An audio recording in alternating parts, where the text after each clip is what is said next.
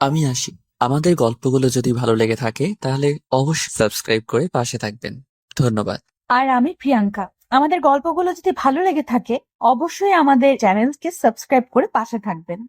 Washroom থেকে গোসল শেষ করে বের হতেই দেখি নীলা আপু আমার রুমে। পরনে আমার শুধুমাত্র ছোট একটা ব্ল্যাঙ্কেট। আর এই নীলা আপু নির্লজ্জের মতো আমার দিকে তাকিয়ে আছে। কি করব বুঝতে পারলাম না। মান সম্মানের ব্যাপার, তাই সোজা দৌড়ে আবার ওয়াশরুমে ঢুকে গেলাম। কি বেহায়া মেয়ে, একটু লজ্জা নেই। কিন্তু এ আমার রুমে কি করছে? রুমে তো দূরের কথা, এর তো আমাদের বাসাতেও আসার কথা না। সে যে কারণেই আসুক না কেন, কিন্তু আমি এখান থেকে বের হব কি করে? কাপড় চোপড় তো সব আলমারিতে। কোন কুলক্ষণে যে কাপড় ছাড়া গোসল করতে গিয়েছিলাম। দরজাটা একটু ফাঁক করে দেখি নীলা আপু বিছানার উপর বসে বসে পা দোলাচ্ছে আর মুচকি মুচকি হাসছে। রুম থেকে বেরো হচ্ছে না, যার কারণে আমি ওয়াশরুম থেকে বেরোতে পারছি না। কতক্ষণ আর থাকা যায়? তাই জোর গলায় মাকে ডাক দিলাম। কয়েকবার ডাকার পরও কোনো সাড়া শব্দ নাই। তাই নীলা আপু বললেন, কি রে, কাকিমাকে কেন ডাকছিস? কত বড় বেহায়া এ মেয়ে, সব বুঝেও এমন করছে। তাই বললাম, দরকার আছে মা। মা আরে কাকিমাকে ডেকে লাভ নেই, উনি এখন ব্যস্ত, আমার জন্য রান্না করছেন। তুই বরং আমাকে বল তোর কি লাগবে। লাগবে না, তুমি আমার রুম থেকে যাও। মানে যান, আপনি একটু পরে আসিয়েন। কেন কেন? আমি তোর রুমে থাকলে কি সমস্যা? কোনো সমস্যা নেই। আরে বাবা, আমি কাপড় পরবো। তো কি হয়েছে? পড় না, আমি কি তোকে আটকিয়ে রাখছি? কেমনটা লাগে বলুন তো? কিন্তু আমার সব কাপড় আলমারিতে আছে। হ্যাঁ, তো কি হয়েছে, এসে নিয়ে যা। আমি এই অবস্থায় কি করে আসবো শুনি? আচ্ছা দাঁড়া, আমি বের করে দিচ্ছি। এই বলে আলমারির দিকে একটু এগিয়ে আবার দাঁড়িয়ে পড়ল আর একটা শয়তানি মার্কা হাসি দিয়ে বলল, এই অবস্থায় মানে কি রে? তুই কি লজ্জা পাচ্ছিস নাকি? তোকে তো আমি এইভাবে কতবার দেখেছি। তুই যখন গোসল করতে চাইতি না, তখন কাকিমা তোকে জোর করে এটুকু বলেই হা হা করে হাসতে লাগলো।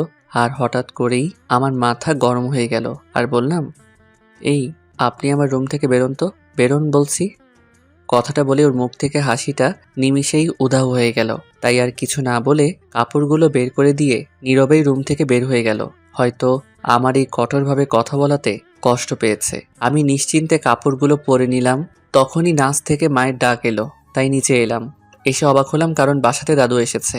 বাবা, দাদু ও নীলা আপু খাবার টেবিলে বসে আছে। আর মা সবাইকে খাবার দিচ্ছেন। মাকে একটু খুশি খুশি দেখাচ্ছে।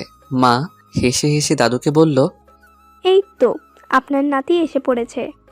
মাকে এমন খুশি আগে কখনো দেখিনি। মায়ের বিয়েটা ছিল লাভ ম্যারেজ। বাবা আসলে দাদুর বিরুদ্ধে গিয়েই মাকে বিয়ে করেছেন। দাদু চেয়েছিল বাবা যাতে তার ভাইয়ের মেয়েকে বিয়ে করে, কিন্তু তা হয়নি। সেই জন্য দাদু মাকে মেনে নেয়নি, মাকে বাড়ি থেকে বের করে দেয়। তাই বাবাও নিজের বাসা ছেড়ে দেয়। কিন্তু আমি যখন পৃথিবীতে আসি তখন দাদু বাড়িতে বেশি থাকতাম, কারণ বাবার ধারণা আমার কারণে হয়তো দাদু মাকে মেনে নেবে। কিন্তু আমি এত বড় হয়ে যাবার পরেও দাদু মাকে বাড়িতে ফিরিয়ে নেয়নি। আমি একদিন দাদুকে বলেছিলাম মাকে বাসায় ফিরিয়ে আনতে, কিন্তু দাদু তা করেনি, উল্টো আমাকে রাগ দেখায়। তাই ওই বাড়ি ছেড়ে দিয়েছি। কিন্তু আজ দাদু স্বয়ং আমাদের বাসাতে কেন এলেন? তাই দাদুকে সালাম দিয়ে খাবার টেবিলে বসে পড়লাম। আর দাদু আমাকে নানান প্রশ্ন করতে লাগলেন। আমি শুধু হাসি মুখে জবাব দিচ্ছিলাম। যদিও ওই দিনের পর দাদুকে আমার তেমন একটা পছন্দ হয় না। তারপর সবাই খাবার খেতে লাগলাম। দাদু খাবার খাচ্ছেন আর মায়ের রান্নার প্রশংসা করছেন। তাকিয়ে দেখি মায়ের চোখে জল। এটাই হয়তো খুশির অশ্রু। আচ্ছা, মায়েরা এমন কেন? কষ্টেও কাঁদে আবার খুশিতেও কাঁদে। যাই হোক, খাবার খাচ্ছিলাম, হঠাৎ কিছু একটা আমার পায়ের মধ্যে সুড়সুড়ি দিচ্ছে। বিড়াল নয় তো আবার? আসলে আমি ছোটকাল থেকে বিড়াল অনেক ভয় পাই, যে কারণে টেবিল থেকে দাঁড়িয়ে পড়লাম। মাথা নামিয়ে টেবিলের নিচে দেখলাম, না কিছু নেই। ওটা আমার মনের ভুল হয়তো হবে। আমাকে এভাবে দাঁড়িয়ে পড়তে দেখে মা বলল, কি হলো? আমি কিছু না বলে মাথা চুলকিয়ে আবারও খেতে বসলাম। আবারও এই একই অবস্থা, সুরসুরি। কিন্তু এবার বুঝতে পারলাম এটা একটা মানুষের পা। মাথা তুলে তাকাতেই বুঝতে পারলাম এটা নীলা আপুর কাজ। নীলা আপু আমার দিকে তাকিয়ে মুচকি মুচকি হাসছেন। আমি কিছু না বলে খাবারে মনোযোগ দিলাম, কিন্তু নীলা আপু আমাকে শান্তিতে খেতে দিচ্ছে না। মুখ বুজে সব সহ্য করতেছি, কিন্তু সে এমন করছে কেন? ওর সাথে তো আমার এমন কোনো সম্পর্ক নেই, কিন্তু যেটা ছিল সেটা তো ও নিজেই নষ্ট করে দিয়েছে। এখন না আছে বন্ধুত্ব, না আছে ও তো আমার কাজিন হয়, তাও আবার 3 বছরের বড় আপু। এখন আমি ওকে মানে ওনাকে বড় আপু বলেই মানি। যথেষ্ট সম্মান দেওয়ার চেষ্টা করি। যা বোঝার তা বুঝে গিয়েছি। অবশ্য দোষটা আমারই ছিল। যাক গে সব। আমি তাড়াতাড়ি খাবার শেষ করে যেই উঠে আসতে যাব, তখন মা আমাকে বলল, লাবিব, যা চটপট গিয়ে তোর ব্যাগটা গুছিয়ে নে। অবাক হবে বললাম, ব্যাগ গোছানো মানে আমি কি কোথাও যাচ্ছি নাকি? মা হ্যাঁ সূচক মাথা নাড়ালো। যখন আমি বলবো কথায়, তখনই নীলা আপু বলে উঠল, আরে এখন থেকে তুমি কাকা কাকিমা আমাদের নিজেদের বাড়িতে থাকবি। সেই জন্যই তো দাদু তোদের সবাইকে নিতে এলো। এখন থেকে আমরা সবাই একসাথে থাকবো, ভালো হবে না বল? কথাটা শুনে আমার খুশি হওয়া উচিত ছিল। ছোটবেলা থেকে তো আমি এটাই চাইতাম, কিন্তু আমি খুশি হতে পারছি না।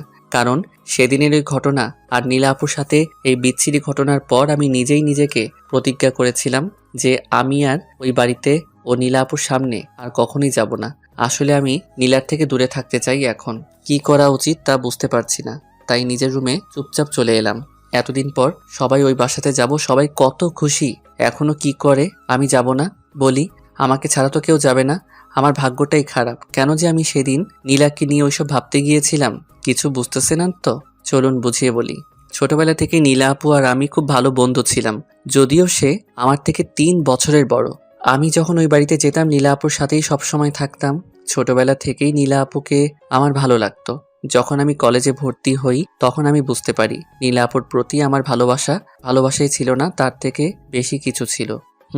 আমি তাকে ভালোবাসতাম, আর আমারও মনে হয়েছিল নীলাও আমাকে ভালোবাসে।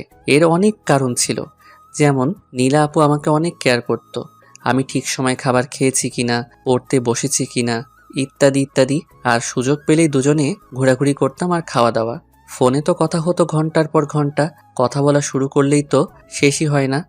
আমি যদিও নীলাকে তুমি করে বলতাম, কিন্তু সে আমাকে তুই করেই বলতো, যার কারণে আমি দ্বিধায় ছিলাম যে সে আমাকে ভালোবাসে কিনা। আমি আসলে পড়াশোনায় বরাবরই একটুখানি ছিলাম আর কি।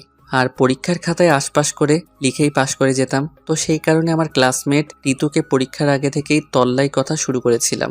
মানে প্রতিদিন ওকে এখানে ওখানে ঘুরতে নিয়ে যেতাম, ওর পছন্দের খাবার খাওয়াতাম ও শপিং করাতাম। আর শপিংয়ে গিয়ে হতো যত বিপত্তি। সেখানে নীলা আপু আমাদের একসাথে দেখে নেয়, আর ঋতু বেচারিকে সবার সামনে থাপ্পড় দিয়েছিল। ঋতু গাল ডলতে ডলতে আমার দিকে তাকিয়েছিল। ও ভাবছিল আমি নীলাকে কিছু বলবো। নীলা আপু ছিল ঋতুর বড়, আর নীলার রাগী চোখ দেখে সে সেখান থেকে বিদায় নিয়েছিল। আমি শুধু অবাক দর্শকের মতো তাকিয়েছিলাম। তারপর নীলা আপু বলল, এই তোর পড়াশোনা? নীলা এর আগে কখনো আমার সাথে এত রাগী গলায় কথা বলেনি, তাই কথা খেই হারিয়ে ফেলে বললাম, আসলে না, মানে হয়েছে কি কি বলবো ঠিক বুঝে উঠতে পারছি না। তখনই নীলা বলে উঠল, তোকে কতবার ফোন করেছিলাম দেখেছিস? সকালে ফোন রিসিভ করে আমাকে কিছু না বলতে দিয়েই বললি তোর পরীক্ষা, তাই তুই পড়ছিস, আর ফোন ধরলে না।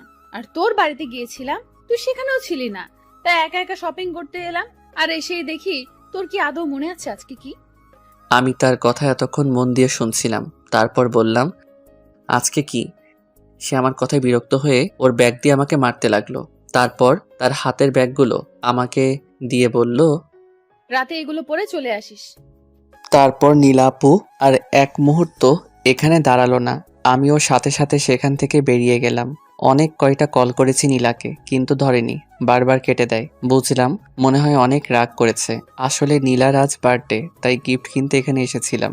ঋতুকে এমনি নিয়ে আসিনি, ভেবেছিলাম একসাথে 2 কাজ হয়ে যাবে। কিন্তু কি থেকে যে কি হয়ে গেল। বাড়িতে এসে নীলার দেওয়া শপিং ব্যাগটা খোলার পর কাপের সাথে একটা ভিউ কার্ড বেরিয়ে এলো। অবাক হয়ে কার্ডটা খুলতে একটা মেয়ে কণ্ঠ বলে উঠল, I love you, I love you. এই কথা শুনছিস? আই লাভ ইউ বলছি কিন্তু। এটা শোনার পর কিছুক্ষণ টাসকি খেয়ে বসে রইলাম। আই লাভ ইউ বলাটা আর মন কাড়া হাসিটা এখনো আমার কানে বাজতে লাগলো। আমার সাথে এমনটা হবে ভাবতে পারিনি। এই মেয়ে কণ্ঠটা নীলার। নীলা যে নিজে থেকে ভালোবাসি কথাটা বলবে ভাবতে পারিনি। আমি এখনো বিশ্বাস করতে পারছি না নীলা এই কথাগুলো আমাকে বলেছে। হঠাৎ ব্যাগে একটা চিরকুট দেখলাম, সেটা খুলে দেখতে পেলাম নীলার হ্যান্ডরাইটিং। সেখানে লেখা ছিল, আমি জানি না তুই এখন কি ভাবছিস, কিন্তু এটাই সত্যি। জানিস, অনেক দিন ধরে ভাবছি আমার মনের কথাটা তোকে বলে দেই, তবে কেন জানি বলে উঠতে পারছিলাম না। আর আমি জানি তুইও আমাকে পছন্দ করিস। আমি ভেবেছিলাম তুই আমাকে বলবি, কিন্তু না, তুই বলতে পারলি না এতদিনও। তাই বাধ্য হয়ে আমাকেই বলতে হলো। জানিস, তোকে অনেক ভালোবাসি, অনেক কথা আছে তোর সাথে আমার। রাতে ছাদে চলে আসিস, সাবধানে, কেউ যেন জানতে না পারে। আমি তোর জন্য অপেক্ষা করব। চিঠিটা পড়েই যেন আমার হার্টবিটটা বেড়ে গেল। সবকিছু যে এত সহজে হয়ে যাবে তা ভাবতেও পারিনি। হঠাৎ ফোনটা বেজে উঠল। ফোনটা হাতে নিয়ে দেখি এটা তো আমাদের ভার্সিটির বড় ভাই নিলয়। একদম ভদ্র একটা ছেলে, কিন্তু একে আমার একদমই পছন্দ না, কারণ এ হলো নীলার ক্লাসমেট ফকিন্নি। সব সময় নীলার সাথে সাথেই ঘুরঘুর করে। নীলাও কিছু হলে খালি ওর কথাই টেনে আনবে। যাই হোক, ফোনটা রিসিভ করলাম। হ্যালো, আসসালামু আলাইকুম। কেমন আছেন নিলয় ভাই? ভালোই। তুমি কেমন আছো? আমিও ভালো আছি। কিছু বলবেন ভাইয়া? ওই আসলে কি নীলা কখনো আমার সম্পর্কে কিছু বলেছে তোমাকে? মানে ঠিক বুঝলাম না ভাইয়া। তখনই মনে হলো কোনো নারীকণ্ঠ নিলয়কে ডাকতেছিল, তাই আর কিছু না বলে সে ফোনটা রেখে দিল। অতপর সন্ধ্যাবেলা তৈরি হয়ে সোজা নীলাদের বাড়ি এলাম। বাবা মা কেউ আসেনি। বাসাতে ঢুকে দুদু, আঙ্কেল ও আন্টির সাথে দেখা হলো। মনে হয় তেমন কেন মানুষকে ইনভাইট করেনি, সেটা সবাই পরিচিত মানুষ, আর নীলার বন্ধু বান্ধব ও তার মাঝে নীলা ছিল। আর এটাই হলো এই বাড়ির নিয়ম, খুব পরিচিত লোক ছাড়া কাউকে ডাকা হয় না। সবাইকে দেখতে পেলেও নীলাকে দেখতে পাচ্ছিলাম না। আন্টিকে জিজ্ঞেস করতেই বলল, ওর রুমে রেডি হচ্ছে। কথাটা বলেই আবার বলল, ওই তো নীলা এসে পড়েছে। আমার সাথে সাথে সবাই সিঁড়ির দিকে তাকালো। আমি তো শুধু অবাক হয়ে তাকিয়ে রয়েছি, কারণ নীলা আজ একটা আকাশি নীল শাড়ি পরেছে। আর আমি যতটুকু জানি শাড়ি পরা ওর পছন্দ করে না, কিন্তু ওকে খুব সুন্দর লাগতেছে শাড়িতে। নীলা নিচে এসে আমার দিকে তাকিয়ে অন্যদিকে চলে গেল। কারণ হলো আমি ওর বার্থডে ভুলে গিয়েছিলাম। তারপর আর কি, কেক কাটা হলো। একটু পর দেখি নীলা পিছনের দিকে তাকিয়ে ছাদের দিকে যাচ্ছে। চিরকুটে তো আমাকে ছাদে যেতে বলেছিল। তখনই আমি ছাদের দিকে পা বাড়াতেই পিছন থেকে আন্টি ডেকে বলল, দাদুর নাকি ওষুধ শেষ হয়ে গেছে, তাই আমাকেই যেতে হবে। এত লোক থাকতেই আমাকেই বলতে হলো। এই কথা তো আর আন্টির মুখের উপর বলতে পারি না, তাই একটা হাসি দিয়ে ফার্মেসিতে গেলাম। ওষুধ এনে আন্টির হাতে দিয়ে আর এক মুহূর্ত দেরি না করে ছাদে গেলাম। আমার মনের ভিতর একটা উত্তেজনা কাজ করছে। আমার মনটা খুব অশান্ত হয়ে গেছে। ছাদের দরজার কাছে এসে একটা বড় নিঃশ্বাস ছেড়ে নিজেকে একটু শান্ত করে নিলাম। হাসি মুখে দরজাটা খুলেই ছাদে পা রাখতে আমার মাথায় যেন আকাশ ভেঙে পড়ল। এটা আমি কি দেখছি? নীলা আর নিলয় দুজনে খুব কাছাকাছি দাঁড়িয়ে আছে, কিন্তু এখন ওই হারামি নীলাকে কিস করার চেষ্টা করছে। যদিও নীলা বাধা দিচ্ছে আর না করছে, আমি অবাক হচ্ছি নীলার এই কাজের জন্য। ওর এখন উচিত ছিল নিলয়কে থাপ্পড় মারা, কিন্তু নীলা তেমন কিছু করছে না। আমার মাথায় যেন আগুন ধরে গেল, তাই সামনে এগিয়ে গিয়ে শরীরের সমস্ত শক্তি দিয়ে নিলয়কে একটা লাথি মারলাম। লাথিকেই সে টাল সামলাতে না পেরে নিচে পড়ে গেল। আমি আবারও ওকে আরো কয়েকটা লাথি মারলাম। এবার লাথিটা মুখ বরাবর গিয়ে পড়েছে, তাই ব্যথায় হারামজাদা চেঁচিয়ে উঠল। আমার তাতে কি, কলার ধরে উঠিয়ে মুখ বরাবর একটা ঘুষি মারলাম। যখনই আর একটা মারতে যাব, তখনই নীলা এসে পেছন থেকে বাধা দিল। বলল, লাবিব, ছাড়। ওকে কি করছিস? ও ব্যথা পাচ্ছে, ওর কষ্ট হচ্ছে, ছাড় বলছি। এ শোনে কার কথা? নীলাকে সরিয়ে দিয়ে আর একটা পেট বরাবর দিলাম। শালা আবার চেঁচিয়ে উঠল, নিজেকে আমার থেকে ছাড়ানোর চেষ্টা করলো। তখনই নীলা আমাকে সর বলে একটা ধাক্কা দিল। আমি ধাক্কা খেয়ে দূরে সরে গেলাম, আর নীলা দৌড়ে গিয়ে নিলয়কে উঠাতে উঠাতে কান্নার স্বরে বলল, তুমি ঠিক আছো তো? তুমি ঠিক আছো তো? আশ্চর্য, আমি নিলয়কে মারছি বলে নীলা এইভাবে রিয়্যাক্ট করছে কেন? তাই আমি বললাম, আরে নীলা আপু, তুমি পাগল হলে নাকি? ও তো আমার কথা শেষ করতে না দিয়েই আমার গালে ঠাস করে একটা থাপ্পড় দিল। আমি অবাক হয়ে বললাম, আরে আপু, ও তো তোমাকে জোর করে কিস করতে চাইছিল, তাই আমি ওকে মারলাম। হ্যাঁ, ও আমাকে কিস করতে চেয়েছিল, কিন্তু করেনি তো। লাবিব, নিলয় আসলে ভালো ছেলে, ও এরকম না। আমি তোকে বুঝিয়ে বলছি কি হয়েছিল। কিন্তু প্লিজ লাবিব, নিচে অনেক লোক, এসব জানতে পারলে সমস্যা হয়ে যাবে। কথাটা শেষ করতেই পিছন থেকে আওয়াজ আসলো। কে এইভাবে চিৎকার করলো? কি হয়েছে এখানে? আমি পিছনে তাকিয়ে দেখি আঙ্কেল। নীলা দাদুকে ও আঙ্কেলকে দেখে অনেক ভয় পেয়ে গেল। আমি তখন এটা সেটা বলে সবকিছু ম্যানেজ করলাম। তখন দাদু বলল, ঠিক আছে, এখন তোরা নিচে আয়। এই রাত্রিবেলায় ছাদে কি করছিস তোরা? আচ্ছা দাদু, তোমরা যাও, আমরা আসছি। সবার সাথে সাথে নিলয়ও নিচে চলে গেল। এখন শুধু আমি আর নীলা ছাদে দাঁড়িয়ে আছি।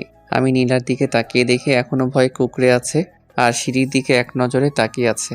আমি তাকে ডাক দিতেই চমকে উঠে বলতে লাগলো, কি হয়েছে? তুমি ঠিক আছো তো? আমার আবার কি হবে? আমি তো ঠিক আছি। জানো, তোমাকে আজ খুব সুন্দর লাগছে, একেবারে নীলপরি। সত্যি বলছি নীলা। একটু লজ্জা পেয়ে বলল, তাই নাকি? তুই কবে থেকে মেয়েদের প্রশংসা শুরু করে দিলি? আমি তো আগেও কতবার সেজেছি, কখনো তো এমন প্রশংসা করিসনি। আজকে এমন কি হলো? এই যে শাড়ি পরে এত সুন্দর করে সেজেছ।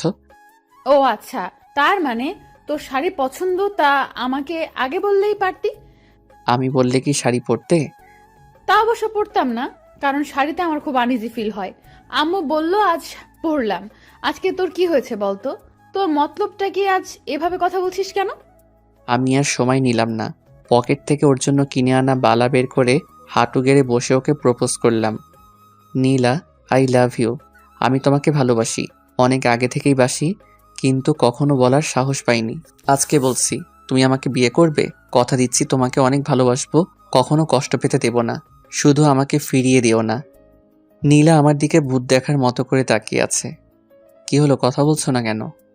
তারপর আমি দাঁড়িয়ে পরে বললাম, আমি সরি, আমার এই কথাগুলো আগেই বলা উচিত ছিল, কিন্তু তুমি কিভাবে নিবে তাই ভেবে আর বলিনি। কিন্তু জানো, তোমার এই মেসেজ আর চিরকুটটা পেয়ে অনেকটাই অবাক হয়েছিলাম।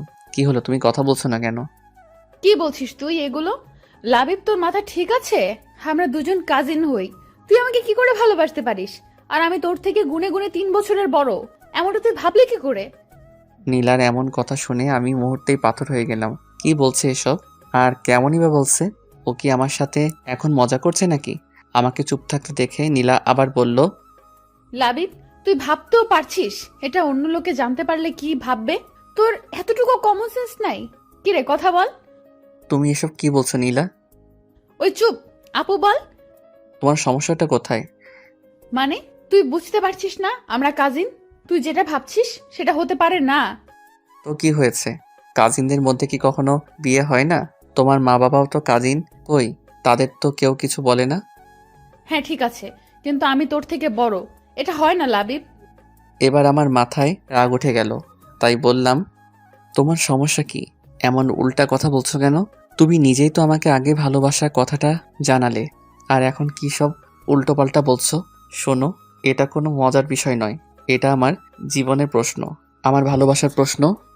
আমি তোকে কখন বললাম যে আমি তোকে ভালোবাসি? আরে আজকেই তো বললে। দেখ লাবিব, আর ফাজলামো নয়, অনেক সহ্য করেছি। আরে তুমি তো আমাকে ভয়েস মেসেজ আর চিরকুটটা দিলে, তুমি তো বললে আমাকে ভালোবাসো, এখন এমন করছো কেন? কিসের মেসেজের কিসের চিরকুট? আমার এখন ভীষণ বিরক্ত লাগছে। আমার পকেটে চিরকুটটা ছিল, তা আমি ওকে দিলাম। আমি ওর হাতে চিরকুটটা দিয়ে এক দৃষ্টিতে তাকিয়ে আছি, কিন্তু ও চিরকুটের দিকে এক দৃষ্টিতে তাকিয়ে আছে তো আছেই, মাথা তুলছে না আর কথাও বলছে না। আমি বললাম, কি হলো, এখন কথা বলছো না কেন? লাবিব দেখ, আমি অনেক সরি। কথাটা বলেই মাথা নিচু করে নিল, তারপর বলল, লাবিব দেখ, অনেক বড় একটা গন্ডগোল হয়ে গেছে। দেখ, আমি তোকে দোষ দিচ্ছি না, এটা আমারই দোষ, তার জন্য সরি। মানে কী সব বলছো তুমি? লাবিব প্লিজ, আগে আমার কথাটা শোন। বলো। এই ভিউ কার্ডটা আর ওই চিঠিটা নিলয়ের জন্য ছিল। জানি না কি করে বাই মিস্টেক ওইটা তোর কাছে চলে গেছে। আমি সরি লাবিব। নীলা আর কি যেন বলে যাচ্ছিল, তার কিছুই আমার কানে আসছিল না। আমি যেন এক অন্য জগতে চলে গিয়েছিলাম। একটা চাপা কষ্ট হচ্ছে, যেটা বাইরে কাউকে বলে বোঝানো যাবে না। তার মানে নীলা আমাকে না, নিলয়কে ভালোবাসে। সরি লাবিব, তুই যেটা ভাবছিস সেটা কখনো হতেই পারে না। আর প্লিজ নিলয়ের কথাটা এখন কাউকে বলিস না। সময় হলে। নীলার আর কোনো কথা গ্রাহ্য করলাম না, ধীরে ধীরে ছাদ থেকে নেমে গেলাম। নীলা হয়তো ডাকছিল, কিন্তু আমি শোনার চেষ্টা করিনি। কারোর সাথে কোনো কথা না বললে বাসা থেকে বেরিয়ে গেলাম। বাইরে জোর হাওয়া বইছে, হয়তো এখনই ঝড় উঠবে, কিন্তু এর থেকে বড় ঝড় তো আমার মনে বইছে। বাইক চালিয়ে বাড়ি ফিরতে ফিরতে বৃষ্টিতে কাক ভেজা হয়ে গেছি। বাসাতে ঢুকতেই মা ব্যস্ত হয়ে পড়ল যে আমি কেন ঝড় বৃষ্টিতে ভিজে বাসায় ফিরলাম। মায়ের কোনো কথা কানে না নিয়ে সোজা নিজের রুমে চলে এলাম, আর তারপরেই ঘুম। গভীর রাতে টের পেলাম শরীর গরম হয়ে গেছে, আর মাথায় জলপট্টি দেওয়া। কিছু না, অভ্যাস মতোই জ্বর চলে এসেছে। ছোটবেলা থেকে এটা চলছে, একটু বৃষ্টিতে ভিজলে কঠিন জ্বর চলে আসে। মা জানতো আমার জ্বর আসবে, তাই আমার রুমে চলে এসেছে। আমাকে চোখ খুলতে দেখে মা বলল, কি রে বাবা, কষ্ট হচ্ছে খুব? তুই কেন শুধু শুধু বৃষ্টিতে ভিজতে গেলি? আমি তোকে এত বলি, তারপরেও আমার একটা কথাও শুনিস না তুই। মায়ের কথা শুনে আমার নীলার কথা মনে পড়ে গেল। নীলাও সবসময় আমাকে বৃষ্টিতে ভিজতে বারণ করত। ওর কথাটা মনে উঠতেই যেন বুকের ভিতর কষ্টটা আরো বেশি নাড়া দিয়ে উঠল। অতঃপর মায়ের কোলে মাথা রেখে কেঁদে দিলাম। মা জিজ্ঞাসা করলো কি হয়েছে, কিন্তু আমি কিছু বলিনি। তারপর একসময় ঘুমিয়ে পড়ি। যখন চোখ খুললাম তখন মাথায় একটা শীতল হাতের স্পর্শ পেলাম। তাকিয়ে দেখি নীলা বসে আছে আর আমার মাথায় জলপট্টি দিয়ে দিচ্ছে। আমাকে চোখ খুলতে দেখে আমার দিকে তাকিয়ে একটা মিষ্টি হাসি দিল আর বলল, কিরে, এখন কেমন লাগছে? আমি কিছু না বলে ওর মুখের দিকে তাকিয়ে রইলাম। নীলা কিছু একটা বলতে গিয়ে থেকে গেল, কারণ মা রুমে চলে এসেছে খাবার নিয়ে। খাবার টেবিলে রেখে মা নীলাকে বলল, নীলামা, তুই উঠ, তুই কিছু খেয়ে নিয়ে রুমে গিয়ে রেস্ট নে। আমি তোর খাবার ওখানেই রেখে এসেছি। কাকিমা, আমি পরে খাবো, তুমি বরং খাবারটা আমাকে দাও, আমি লাবিবকে খাইয়ে দিচ্ছি। মা একটা মুচকি হাসি দিয়ে বলল, অনেক হয়েছে মা, আবার তুইও তো ওর মতো অসুস্থ হয়ে পড়বি। এমনিতেও ঠিক মতো খাসনি, আবার কাল সারা রাত ঘুমোসনি।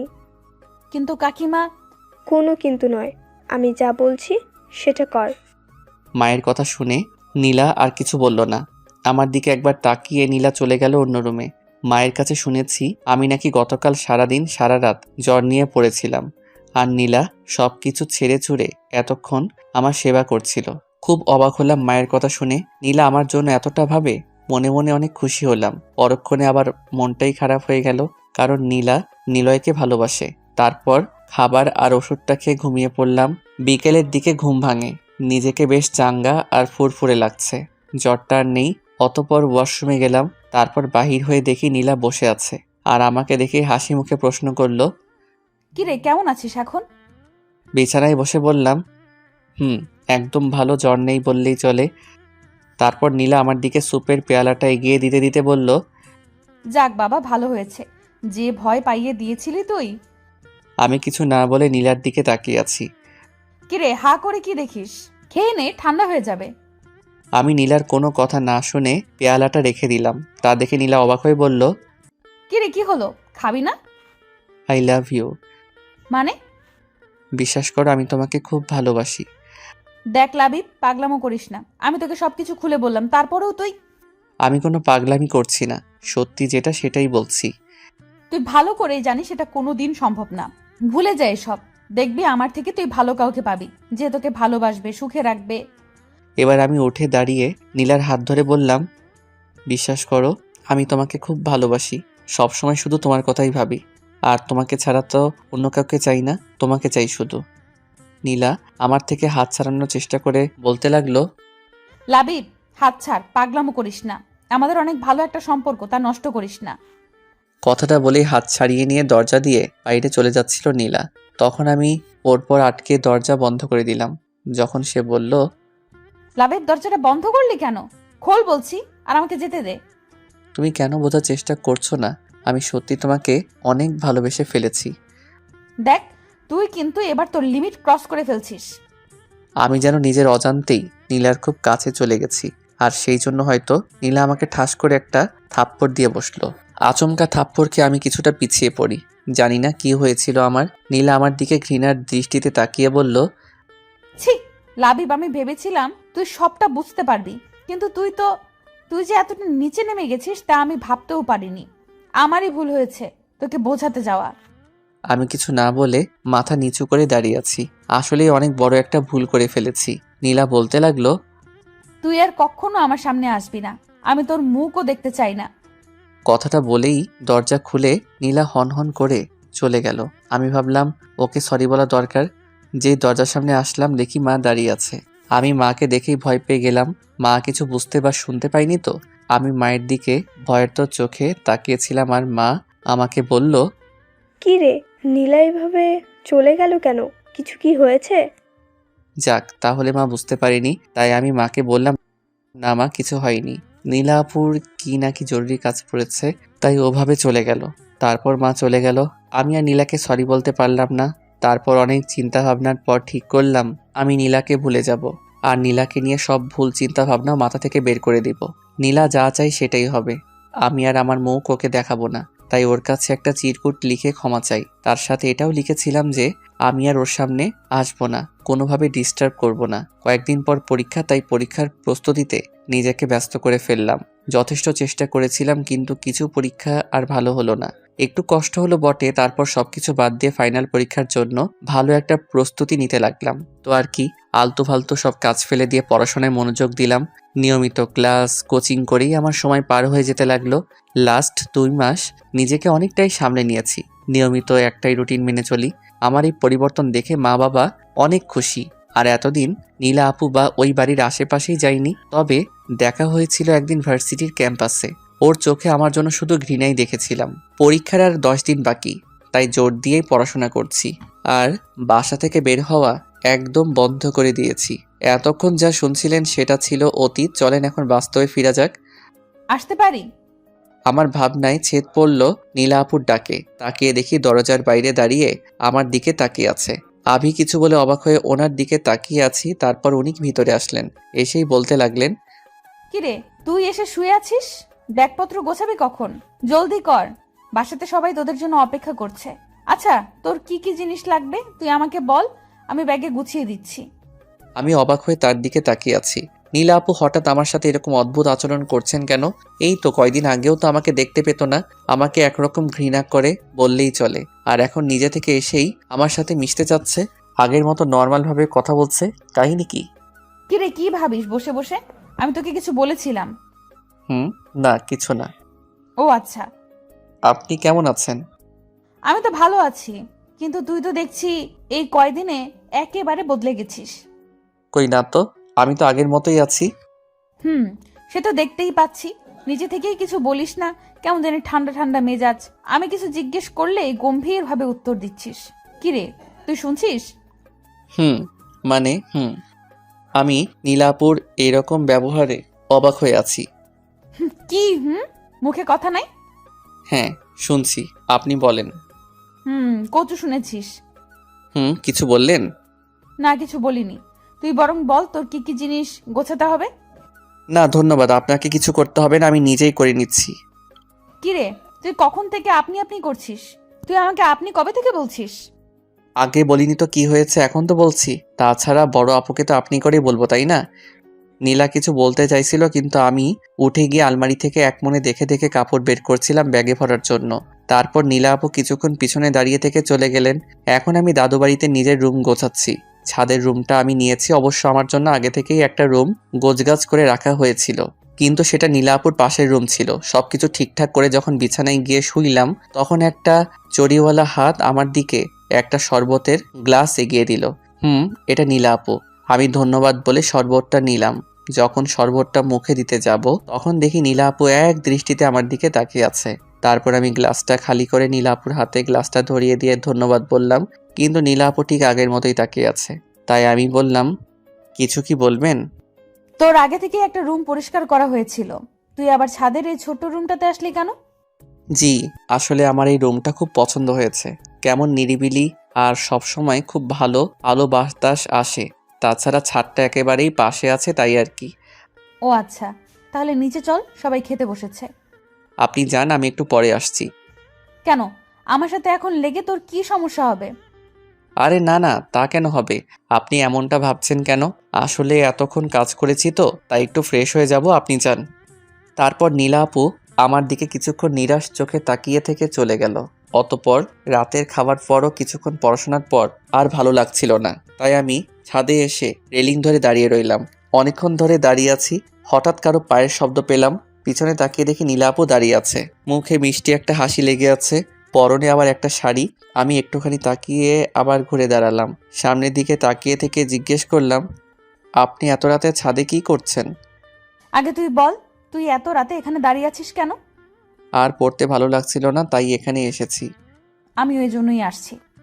আমিও আচ্ছা বলে নিজের মতো দাঁড়িয়ে রইলাম। কিছুক্ষণ পর পিছন থেকে নীলা আপু রাগী গলায় বলল, আচ্ছা, তোর সমস্যা কি বলতো? আমার আবার কি সমস্যা হবে? না তো, আমার কোনো সমস্যা নেই। এদিকে দিক আমার দিকে তাকিয়ে কথা বল। কি বলবো? আচ্ছা, তুই কি আমার উপর রেগে আছিস নাকি ইগনোর করছিস? কি আশ্চর্য, আমি আপনার উপর রাগ করলাম কখন? আর আপনাকে ইগনোরই বা কোথায় করলাম? তাহলে আমি তোর সাথে কথা বলতে চাচ্ছি, কিন্তু তুই তো আমার সাথে কথা বলতেই চাচ্ছিস না। আর কি কখন থেকে আপনি আপনি করছিস? কোথায় কথা বলছি না? আমি তো আপনার থেকে ঠিকভাবে কথা বলছি। লাভে প্লিজ এমন করিস না। আমার আর ভালো লাগছে না। তুই আবার আগের মতো কথা বল না। আগে তো কত বকবক করতি, বকবক করে আমার মাথা গরম করে দিতি। নীলা আপু এটা কেন, ওটা কেন, আর এখন কি হয়েছে তোর? কিছুই হয়নি। আগে আপনাকে বিরক্ত করতাম, তার জন্য সরি। আপনার সাথে অনেক বাজে ব্যবহার করেছিলাম, তার জন্য সরি। আবার এখানে এসেও আপনাকে অস্বস্তির মধ্যে ফেলে দিলাম, তার জন্য সরি। আসলে আমার এছাড়া কোনো উপায় ছিল না, মায়ের কথা এখানে আসতেই হলো। আমি তোকে কি বলছি আর তুই কি বলছিস? তুই ওই দিনের জন্য এমন করছিস, তাই না? আচ্ছা আমি সরি। তোকে ওই দিন থাপ্পড় মারা আর ওই কথাগুলো বলা আমার একদমই উচিত হয়নি। আমি হয়তো একটু বেশি বেশি বলে ফেলেছিলাম, করে ফেলেছিলাম। আর আপনি সরি বলছেন কেন? আসলে আমি ওই দিন কাজই এমন করেছিলাম। আপনার জায়গায় যে কেউ থাকলেও এমনই করতো, হয়তো তার থেকে বেশি কিছু করতো। আপনি তো শুধু... তাহলে তুই আমার সাথে ঠিক করে কথা বলছিস না কেন? সব ভুলে গিয়ে আবার আগের মতো হয়ে যা না। আমরা আবার আগের মতো মজা করে থাকবো একসাথে। তোর মনে আছে আমরা ছোটবেলা থেকেই চেষ্টা করতাম যেন সবাই একই বাসাতে থাকতে পারি? এখন তো আমরা সবাই একসাথেই আছি, কিন্তু তুই কেমন যেন হয়ে গেছিস। আগের মতো হয়ে যা না প্লিজ। এখন তো সবকিছু ঠিক হয়ে গেছে। আমি অন্যদিকে তাকিয়ে অন্যমনস্ক হয়ে বললাম, সব কিছু ঠিক হয়ে গেছে, কিন্তু এখন না, সব কিছু আগের মতো নেই। কথাটা বলে ছাদ থেকে চলে এলাম। এখন একটা কথাই আমার মাথায় ঘুরছে যে নীলার কি হয়েছে, হঠাৎ করে ওর এইরকম পরিবর্তন কি করে হলো? যে ঘটনার রেশ আমি এখনো কাটাতে পারিনি, ও কি করে এত সহজে সকালে ঘুম থেকে উঠে মাথায় বিরক্তি চেপে বসলো? এমনিতেই রাতে অনেক দেরিতে ঘুমিয়েছিলাম, আর এখন এত সকালে নীলা আপু এসে আমার স্বাদের ঘুমটা ভাঙিয়ে দিল। তাই বললাম নীলা আপুকে, আপনাকে কে বলেছে আমাকে ঘুম থেকে জাগাতে? ও মা, কতটা বেলা হয়েছে দেখেছিস? আর কত ঘুমাবি? তাতে কি হয়েছে? আমার যখন মন চায় আমি তখন উঠব, আপনি ডাকবেন কেন? আরে তুই এইভাবে কথা বলছিস কেন? আমি তো... ধুর। আমি বিরক্তির শব্দটা করে শরীরের উপরে দেওয়া কাঁথা আছড়ে ফেলে দিয়ে বিছানা থেকে নেমে পড়লাম, আর ওয়াশরুমের দিকে যাচ্ছিলাম তখনই নীলা পিছন থেকে... ওই শোন, আমার সাথে একদম মেজাজ দেখাবি না। আমি তোর মায়ের কথায় তোকে ডাকতে এসেছিলাম। কাকিমা বলেছিল আজকে নাকি তোর একটা ক্লাস টেস্ট আছে, সেই জন্যই এসেছিলাম। চাটা খেয়ে নিস। চায়ের কাপটা একরকম আছড়ে রেখে দিয়ে চলে গেল। আমি মনে মনে কিছুটা অনুতপ্ত হলাম। মাকে আমি বলেছিলাম আমাকে যেন ডেকে দেয়, আর এখন নিজেই ভুলে গেছি।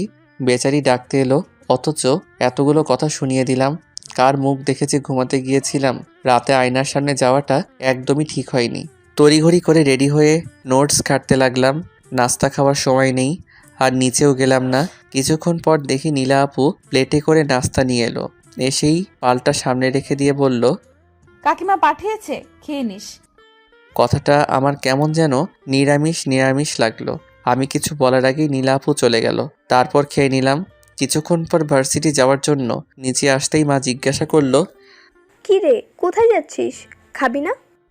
আমি বেশ অবাক হয়ে বললাম, একটু আগেই তো তুমি এইটুকু বলে থেমে গেলাম। তাকিয়ে দেখি নীলা আপু টেবিলে বসে নিজের মতো খাচ্ছে। এখন যেন খাওয়াটাই ওনার একমাত্র কাজ, অন্য কোনো দিকে তাকানোর তার সময় নেই। আমি মাকে আর কিছু না বলে বেরিয়ে পড়লাম।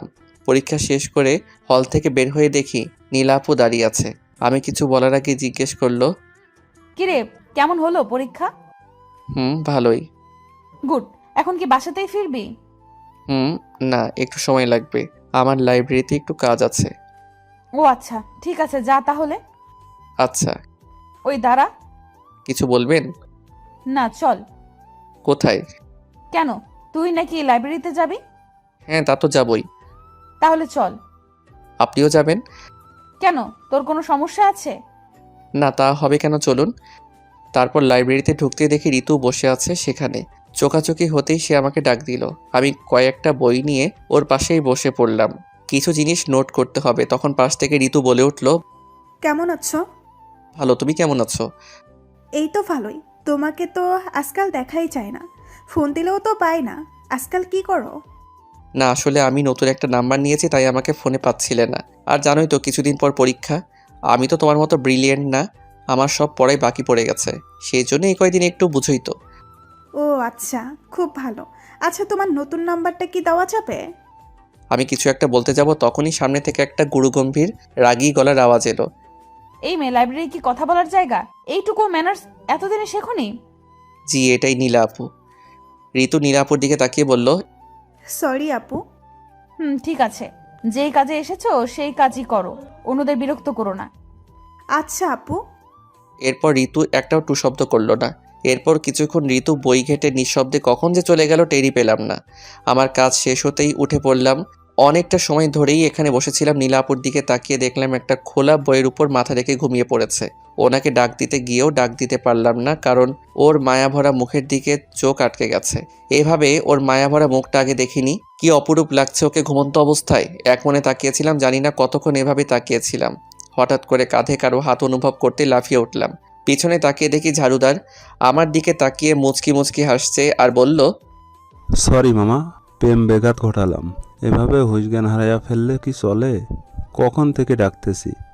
লোকটার কথার শব্দে নীলাপুর ঘুমটা ভেঙে গেল। বই থেকে মাথা তুলে ঘটনা বোঝার চেষ্টা করছে। আমি তখন কি বলবো ভেবে পাচ্ছি না। তখন লোকটা আমাকে বলল, তবে আপনাদের খুব ভালো মানিয়েছে। আজকাল এমন প্রেমিক দেখা যায় না মামা, যে প্রেমিকার মুখের দিকে তাকিয়ে থেকে এভাবে হারিয়ে যায়। আমারও একটা প্রেমিকা ছিল, কিন্তু সে বুঝেনি, আমাকে ছেড়ে চলে যায়। আমি দোয়া করি আপনারা সুখী হন। আমি যাই, অনেক কাজ আছে। লোকটা আমাকে পাথর বানিয়ে দিয়ে চলে গেল। আমার হাত পা পুরো অসাড় হয়ে গেল। নীলাপুর দিকে তাকাতেই পারছি না, না জানি কি ভাবছে এখন। তখনই নীলাপুর আওয়াজ এলো, কিরে যাবি না? এভাবে দাঁড়িয়ে আছিস কেন ওখানে? মাথা তুলে দেখি নীলাপু দরজার কাছে দাঁড়িয়ে কথাটা বলল, আর সেটা খুব স্বাভাবিকভাবেই। কিছু বুঝতে পারিনি নাকি কিছু শুনতে পারিনি, কি জানি কি হচ্ছে আমার সাথে। কিরে আবার কি ভাবছিস? অনেকটা দেরি হয়ে গেছে তো। আমি একরকম রোবটের মতোই ওখান থেকে বেরিয়ে গেলাম। বাইরে এসে বাইকে বসতেই দেখি নীলা আপু। আমি বললাম, কি হলো, দাঁড়িয়ে আছেন কেন, বাসাতে যাবেন না? যাবো তো। তাহলে যান। সত্যি অনেকটা দেরি হয়ে গেছে, এখানে দাঁড়িয়ে থাকবেন না। সেই জন্যই তো এলাম। আসলে ড্রাইভার কাকাকে সে কখনোই আসতে বলেছি। কেন? আরে বয়স্ক মানুষকে শুধু শুধু এতক্ষণ বসিয়ে রাখবো কেন, তাই বলেছি চলে যেতে। আর তোর যদি কোনো সমস্যা থাকে তো বল, আমি অন্য গাড়িতে করে চলে যাব। কি বলেছি, আমার অসুবিধা আছে?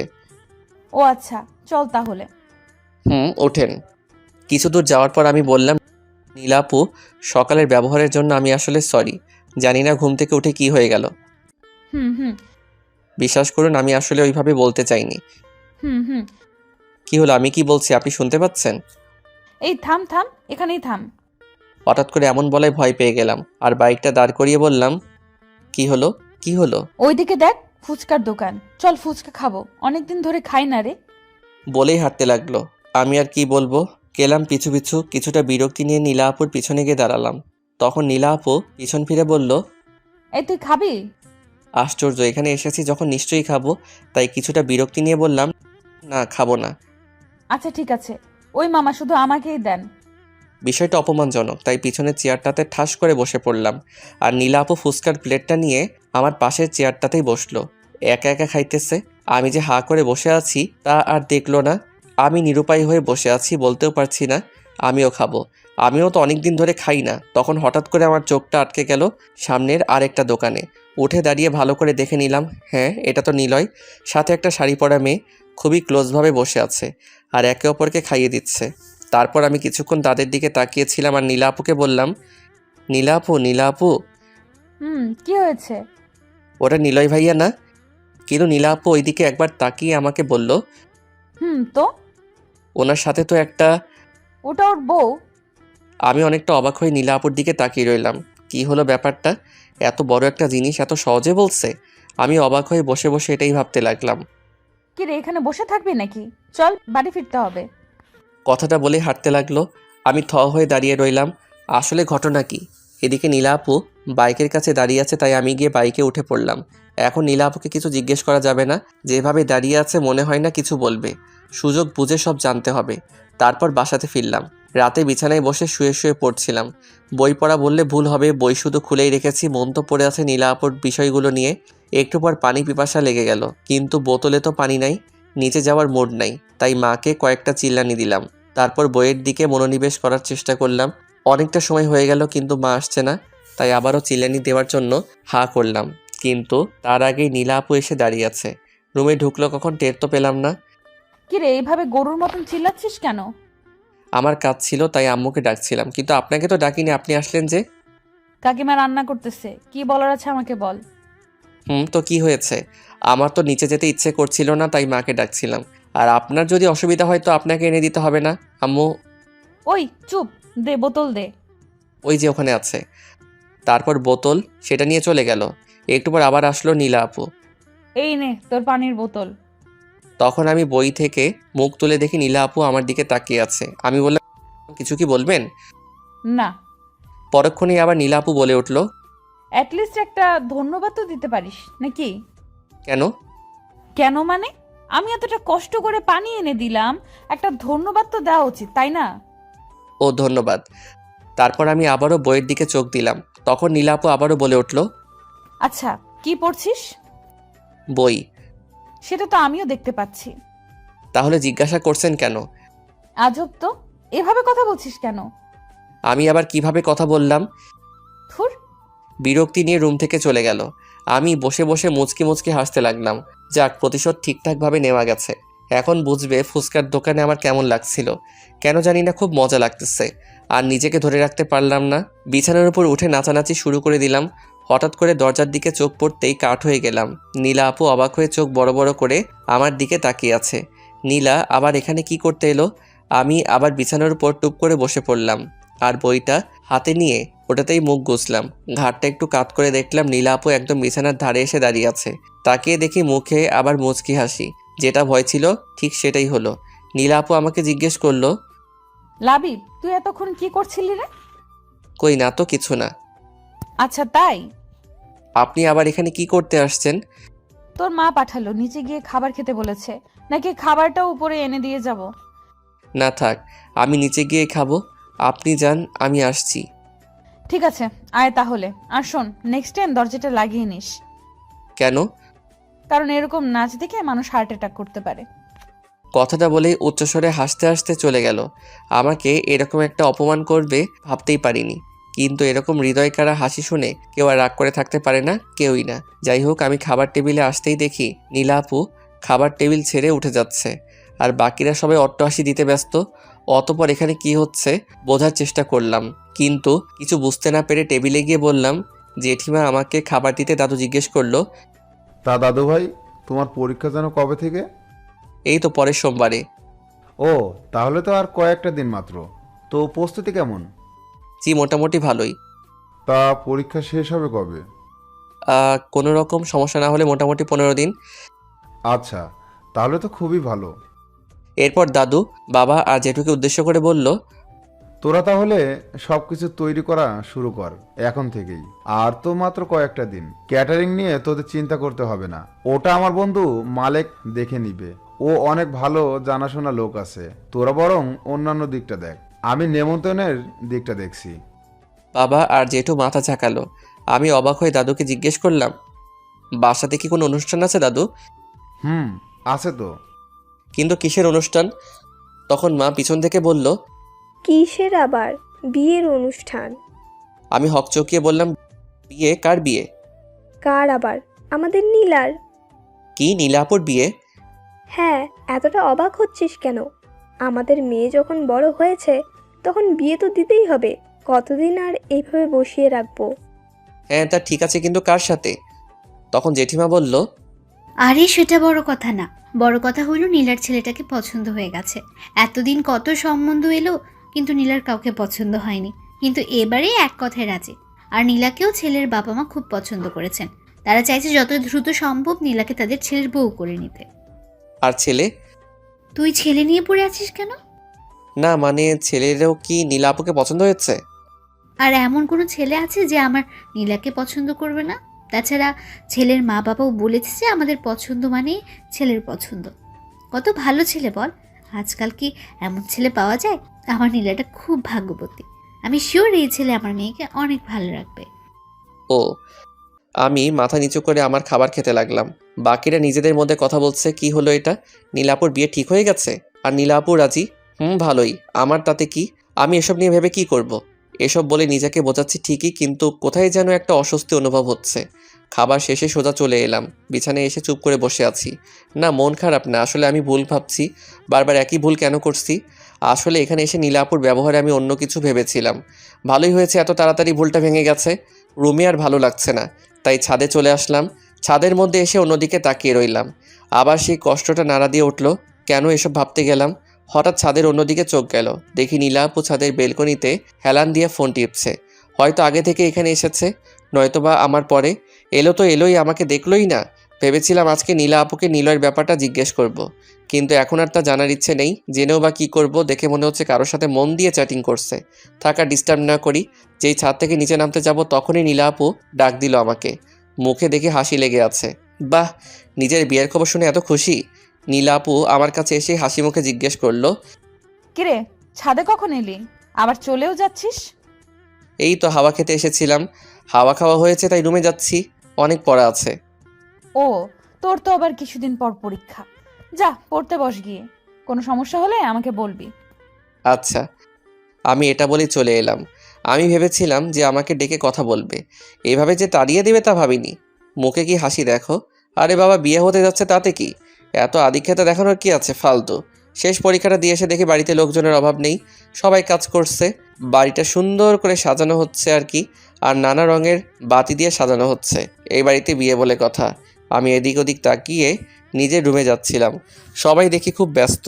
আমি কারো নজরে পড়লাম না মনে হয়। আজকে আমার শেষ পরীক্ষা ছিল, কিন্তু মনে হচ্ছে এমন কেউ এই বাসাতে নেই যে আমার পরীক্ষা কেমন হলো তা জিজ্ঞেস করবে। আমি নিজের রুমে এসে চুপচাপ বসে রইলাম। কিছুক্ষণ বসে থাকার পর আর ভালো লাগছে না, তাই ভাবছি ছাদে যাই, যদি একটু ভালো লাগে। কিন্তু বাইরে এসে দেখি ছাদে এক প্রকার জলসা চলছে। সবাই মিলে আড্ডা দিচ্ছে আর হাসাহাসি করছে। সবার মাঝখানে বসে আছে নীলা আপু, সেও সবার সাথে হাসছে। নীলা আপুর হাসির শব্দটা বরাবরই সুন্দর। সবার হাসির মাঝেও এই হাসিটা আলাদা করা যায়। কিছুক্ষণ সেখানে তাকিয়ে থেকে আবার নিজের রুমে চলে এলাম। এখন কি শান্তিতেও ছাদে যেতে পারবো না? রুমে এসে গালে হাত দিয়ে বসে আছি, মেজাজটাই খারাপ হয়ে যাচ্ছে। বসে থাকতে থাকতে ক্ষুধাও লাগছে অনেক। আসলে দুপুরে কিছু খাওয়া হয়নি। ক্ষুধা আর সহ্য করতে না পেরে নিচে চলে এলাম। নিচে এসে আম্মুকে পেয়ে গেলাম, কার সাথে জানি কথা বলছে, তাই তার পাশে গিয়ে দাঁড়ালাম আর বলতে লাগলাম, মা মা মা, ওই আন্টিটার সাথে কথা বলছে।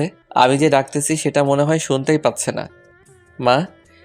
এটা কি ধরনের ব্যবহার লাবিব? তুই দেখছিস না একজনের সাথে কথা বলছি?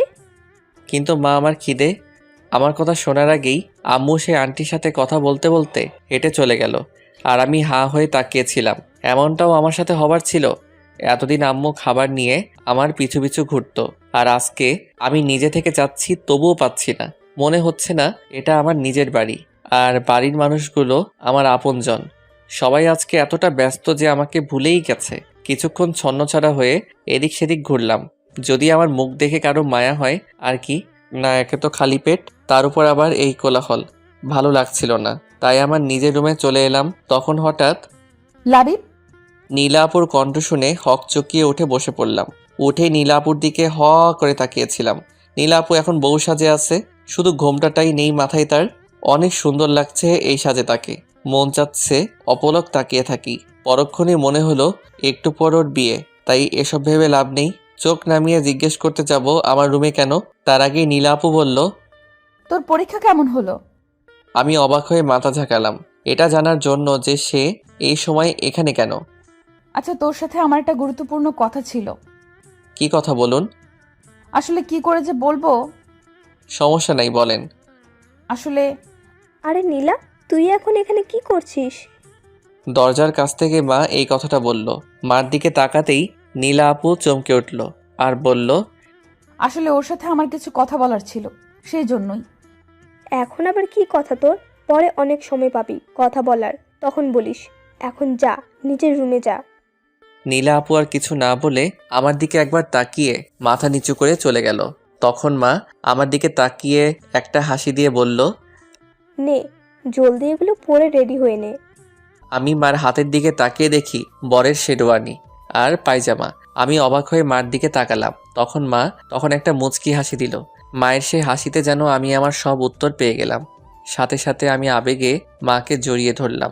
তখন মা আমার কপালে একটা চুমু দিয়ে বলল, জলদি রেডি হয়ে নিচে চলে আয়, সবাই অপেক্ষা করছে। মা চলে যাওয়ার পর নিজে নিজেই হাসতে লাগলাম। তার মানে এতদিন বাসার সবাই আমার সাথে গেম খেলছিল, আর নীলাও কম কিছু করেনি। আমি এতদিন বোকার মতো অসহায় হয়ে সব কিছু সহ্য করে গেছি। এখন আমি নীলার পাশে বরের বেশে বসে রয়েছি। কখনো ভাবতেও পারিনি এই দিনটা আসবে। অন্যান্য লোকেরা আমাদের সামনে বসে আছে আর আমার নিকটে বসে আছে কাজী। এক অসাধারণ অনুভূতি হচ্ছে। স্বপ্নের ভাবতে পারিনি নীলা আর আমার বিয়ে হবে। কাজী সাহেব নিজের কাজ করে যাচ্ছেন। অবশেষে বিয়ের কাজটা ঠিকভাবে সম্পন্ন হলো। সবাই নীলাকে ঘরে নিয়ে যায়। একটু পর দাদু কাছে এলো, আমার আর নানা কথা বলতে লাগলো। আমি শুনেই যাচ্ছি। কিছুক্ষণ পর বিরক্ত হয়ে গেলাম। বুড়ো কথা বলছে তো বলেই যাচ্ছে। অবশেষে বুড়োর কথা থেমেছে। রাত 12টায় আমি দৌড়ে নীলার ঘরের সামনে গেলাম। মানে এটাই এখন আমাদের বাসর ঘর। আমি দরজার সামনে এসেই কয়েকটা বড় বড় নিঃশ্বাস ছাড়লাম। কয়েক সেকেন্ডে যেন হার্টবিট ডাবল হয়ে গেছে। বুকটা ধরফর ধরফর করছে। যাই হোক, সাহস করে দরজা খুলতে গেলাম। এ কি, দরজা তো খুলছে না। মনে হয় ভিতর থেকে লক করা, কিন্তু বাসর ঘরে তো বর্ণা ঢোকার আগে দরজা লক হয় না। আবার চেষ্টা করলাম কিন্তু দরজা খুলছে না, তাই বাধ্য হয়েই দরজায় টোকা দিলাম। বেশ কিছুক্ষণ অপেক্ষা করার পর দরজাটা খুলে গেল। এই যে ভাইরা আপুরা, কোথায় যেতেছেন?